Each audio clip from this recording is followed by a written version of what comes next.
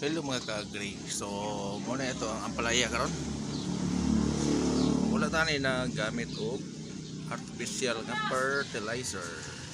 Oy, ma'am. Nahinog na.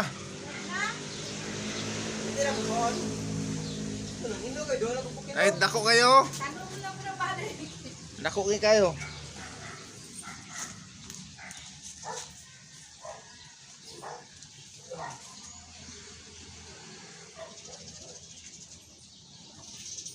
Napagasunod. So, tambo kayo ito ang ampalaya mga ka-agree, no? Unya. So, napagasunod. No? So, wala na gini siya fertilizer, pati spray. Wala naman na gina-sprayhan. No? So, kani siya is muna siya mo ang organic fertilizer na kamera mismo ang gahimo. So kani patay na ni. So dito tas likod kina dito ay mga talong. Mo nito ang talong, no. So wala ni siya gyapon kuan mga ka-agree. Wala ni siya fertilizer. So kani siya is organic ni siya ang yuta. No. Ya tong sili dire dagko na kayo. So ready to harvest na ni siya. So plano na mo is harvest na yan nga week. No. Oh. Namungi.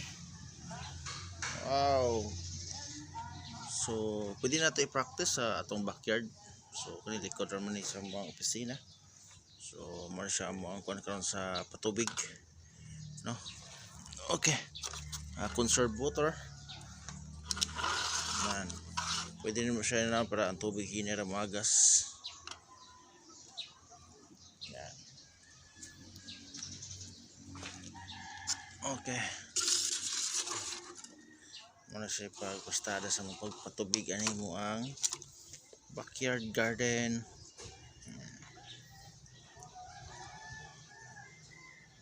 Grabe ng mga sili. Praktika healthy. Wow.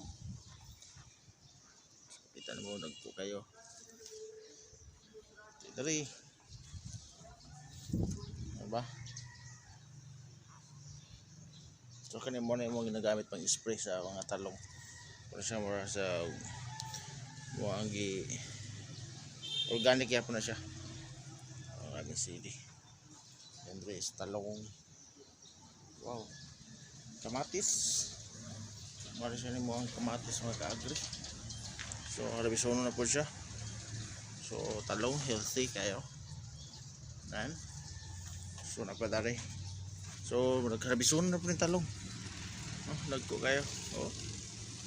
Wow. Grabe. So para dito kapalit sa merkado, dito mo magtanom ra pag ato sa backyard, no. So organic fertilizer na imong gamit. Oh, nagko kayo. So bintaha gyud nga magtanom mga ka-agree. So maski sa backyard lang. So dili ta. I'm out. Peace.